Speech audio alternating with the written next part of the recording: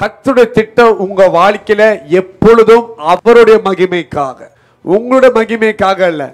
கர்த்தர் மகிமைப்படணும், அதுதான் தேவனுடைய சித்தமும் கூட. அம்மாவளியா எப்படிப்பட்டாலும் அவர் மகிமைப்பட்டு தான் ஆகணும். nobody can cancel that, nobody can change that. அப்ப ஆண்டவர் மகிமைப்படுகிறதை யாராலும் தடுக்க முடியாது. கர்த்தர் உங்க வாழ்க்கையில வச்சுக்க திட்டங்கள் அவர் மகிமைப்படுறனா கவலையே இல்லை, அது நிறைவேறும். எங்கேயாவது பைபிள்ல போட்டிருக்குதா கர்த்தர் நாமும் மகிமைப்பட முடியாம போச்சு, தடைப்பட்டு போச்சு, கர்த்தரை உயர்த்த முடியாம போச்சு, எங்கேயாவது ஸ்டாப் ஆயிருக்குதா?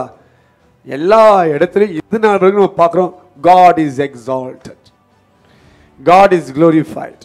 இப்போ ஆண்டுடைய திட்டம் உங்க வாழ்க்கையில நீங்க மகிமைப்படணும்னு இல்லை, அவர் உங்கள் மூலியமாய் மகிமைப்படணும். இங்க ஆண்டவர் சொல்றாரு, இந்த வியாதி மரணத்துல முடியாது. இப்ப கூட இருக்க டிசைபிள்ஸ் அதை கேட்டாங்க. 2 நாள் கழிச்சு நியூஸ் வருது, லாசரு இறந்துட்டான். என்ன சொல்லுவாங்க, அவர் சொன்னாரு சாக மாட்டான்னாரு, செத்துட்டானே. சில நேரத்தில் ஆண்டவர் சொன்ன வார்த்தைக்கு கிராஸ் லைன் சாத்தான் போடுவான், ஆனால் அதையும் திருப்பி அழிச்சிட்டு அவர் லைன் நிப்பாட்டுவார். இல்லை இவன் வாழணும்ட்டு அவன் மேலே லைனை போட்டு காமிப்பானா, செத்துட்டான் பார்த்தீங்களா, முடிச்சு இன்னமும் முடியாதுங்க பார்த்தீங்களா அப்படின்னு காமிப்பான். அதை விலைக்கு போட்டு வாழ்றான் போட்டு காமிப்பார். அப்படி தான் லாசருவை காமிச்சார். கடைசியில் அவர் சொன்ன நினச்சி, இது மரணத்தில் போய் முடியாது, இது மகிமைக்குன்னு சொல்லி. கர்த்தருடைய திட்டம் இவன் வாழ்க்கையில கர்த்தர் மகிமைப்படணும். கர்த்தர் மகிமைப்படுகிறார்னா அர்த்தம் தெரியுமா? கர்த்தருடைய சுபாவம் வெளிப்படுது. இயேசு மூலமா தேவனுடைய சுபாவம் வெளிப்படுது. The glory is the character of God. நம்ம யாத்திரை பார்க்கலாம். ஆண்டவர் சொல்றாரு இந்த மாதிரி, மோசே சொல்ற மாதிரி, ஆண்டவரே உங்களை மகிமையை காண்பியும். அப்ப நம்ம நினைச்சோம் வல்லமையும் ஒழிச்சிட்டு பார்ப்போமோன்ட்டு இல்லை.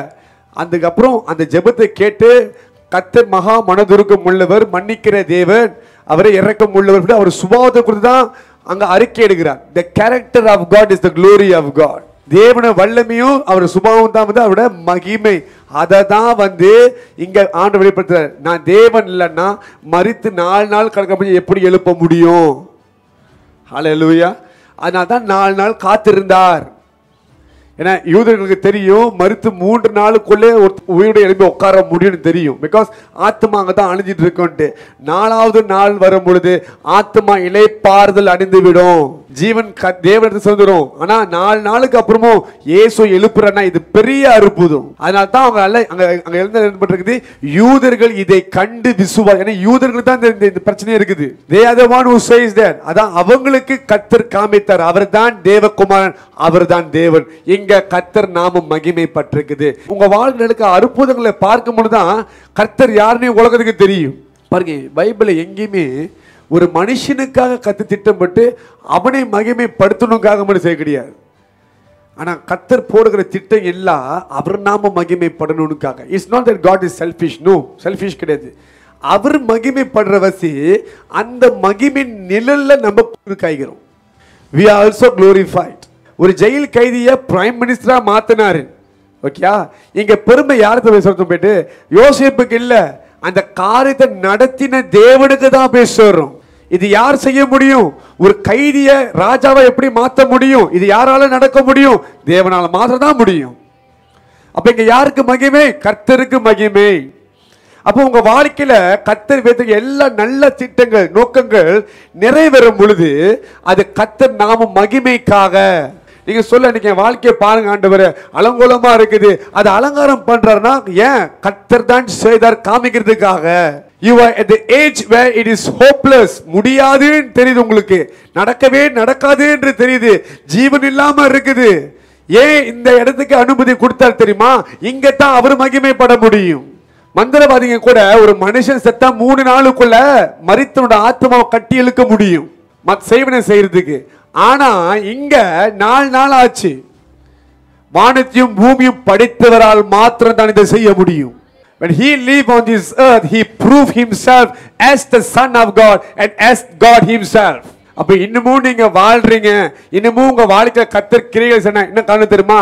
அவர் மகிமை விளங்கம் பண்றதுக்காக தான்.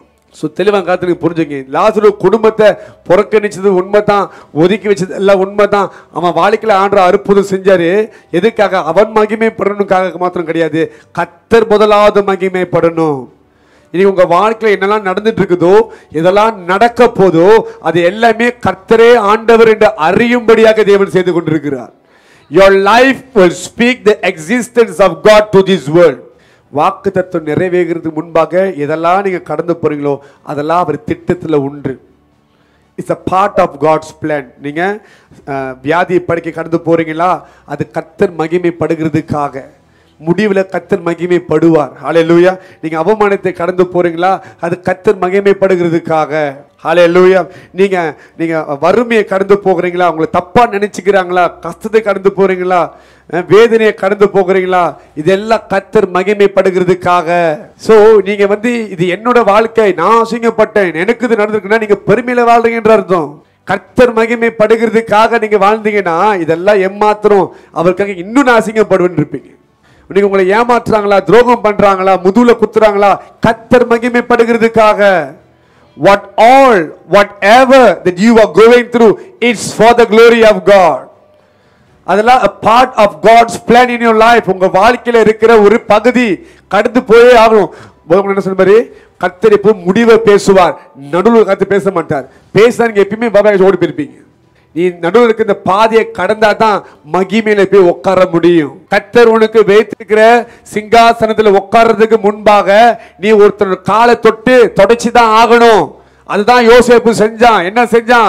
காலை கழுவிட்டு இருந்தா பொத்திப்பியா இருக்காக, சப்பாத்து எடுத்து போட்டு விடுவான். பாருங்க, யோசேப்பு விருப்பப்பட்டுலாம் செய்ய கிடையாது. சில இடங்கள்ல வேற வழி இல்லாம மாட்டிட்டு முழிப்போம் பாருங்க, அடிமைத்தனத்துல. வேற வழி இல்ல, தேவையில்லாத மனுஷன் காலெல்லாம் தொடர்தா இருக்கும். அந்த பாதையை கடக்க வைப்பார். ஏன்னா உன்னோட முடிவு குப்பையில இல்ல, சிங்காசனத்துல. நீ சிங்காசனத்தை உட்கார்றதுக்கு முன்பாக இது எல்லாத்தையும் நீ கடந்து போய் தான் ஆகணும். நீங்க சொன்ன தெரியுமா, அவமானப்படுறது, தள்ளப்படுறது, முதுல குத்தப்படுறது, இதெல்லாமே வலி, வேதனை. இது நீங்க கடந்து போறீங்க. படு, நல்லா படு. வேடிக்கை பார்க்கிற தேவன் அல்ல. யோசிப்பு குழியில் இருக்கும் பொழுது கூட இருந்தார். அவன் கூடவே இருந்து அவனை ஆறுதல் பண்ணிக்கிட்டு இருந்தார். யோசிப்பு அடிமையா இருக்கும்போது சப்பாத்தெல்லாம் தூக்கி போட்டு விட்டு காலில் கழுவுமா, அப்பையும் கூட. அந்த நாட்கள் அடிமைகள் அப்படிதான் பண்ணி ஆகணும், அவங்க வேலை காலில் கழுவியாகணும். அப்பையும் கூட இருந்தார். கெட்டுப்போன சாப்பாடு அப்பயும் அவன் கூட இருந்து அதை கடந்து போனார். ஜெயிலில் வைக்கும் பொழுதும் இயேசு கூட இருக்கார். இல்லாமலையா சொற்பனங்களுக்கு விளக்கத்தை அவன் கொடுக்குறான். துக்கத்திலையும் துயரத்திலையும் கர்த்தர் கூடவே இருக்கிறார். இந்த பிளான்ல நீங்க கடந்து போற வேதனையில you are not alone. I just want to tell you this, whatever pain that you are going through right now, you are not alone. உங்க கூட இம்மானுவேல் தேவன் இருக்கிறார். உங்க கூட யெகோவா தேவன் இருக்கிறார். ஆறுதலின் தேவன் இருக்கிறார். நீ எதை கடந்து போற, நீ தனியா கடந்து போல. ஆண்டவருக்கு தெரியும், லாசரு எலும்ப போறது நிச்சயம், நல்லாவே தெரியும். ஆனாலும் பாத்தீங்கன்னா கூடவே அழுகிறார். ஹல்லேலூயா. Whatever pain in your heart, God bears it with you. உன் கூடவே அதை சுமக்கிறார். உங்களை அழுக வச்சு வேடிக்கை பார்க்கிற தேவன் இல்லை. என்ன வேதனை கூடவே அதை கடந்து வருகிறார். சந்தோஷத்துல மாத்திரம் அப்படி கிடையாது, கஷ்டத்திலையும் கூட இருக்கிற மனுஷன் சந்தோஷமா தான் உங்களுக்கு தேடி வருவான். ஆனா ஆண்டவர் உங்க கஷ்டத்திலையும் கூட இருக்கிறார், சந்தோஷத்திலையும் கூட இருக்கிறார். அப்ப நீங்க எங்கெல்லாம் அவமானப்படுறீங்களோ, எங்கெல்லாம் நீங்க தலை குனிஞ்சு மனம் கசந்து அழுகிறீங்களோ, அந்த இடத்துல கர்த்தர் அவரும் மனம் கசந்து அழுகிறார். ஐயோ என் பிள்ளை அசிங்கப்படுது. கொஞ்சம் யோசிச்சு பாருங்க, உங்க பிள்ளை தலை குனிஞ்சு 10 பேர் அப்படியே அழுகும் பொழுது உங்க மனசு எப்படிங்க இருக்கும்? வேதனையா இருக்குமா இருக்காதா? ஐயோ என் பிள்ளை அசிங்கப்படுத, என் பையன் அசிங்கப்படுறானே தோணுமா இல்லையா? வானத்தையும் பூமியை படைத்து பரலோக தந்தைக்கு எப்படி இருக்கும் யோசிச்சு பாருங்க. He feels it because you are a real child of God. நீ அழுகும் பொழுது உன் கூடவே அழுகுகிறார். நீ வேதனை அனுபவிக்கும் பொழுது உன்னை அப்படியே பக்கத்தில் அந்த அணைச்சுக்கிறார். ஏன் தெரியுமா? நீ என்னத்தை கடந்து அவர் நிலவே அறிந்திருக்கிறார். இந்த வியாதியை நான் தாங்க முடியல, இந்த மருந்து மாத்திரை நான் எடுத்துக்க முடியல, ட்ரீட்மெண்ட் முடியல, இது எல்லாத்தையும் உன் கூடவே அந்த மாதிரி வலியை இயேசுவேன்னு கூட்டு பண்ணல, இன்னும் அதிகமாக அவரை ஃபீல் பண்ணுவீங்க. அப்பா நான் கடந்து போயிடலாம் ஃபீல் பண்ணுவீங்க. You will feel his beside you. ஆகையால் திட்டமாக புரிஞ்சுங்க, அவர் திட்டம் நிறைவேற போகுது. கர்த்தர் மகிமைப்படுகிற காலம் வந்துருச்சு. ஹல்லேலூயா.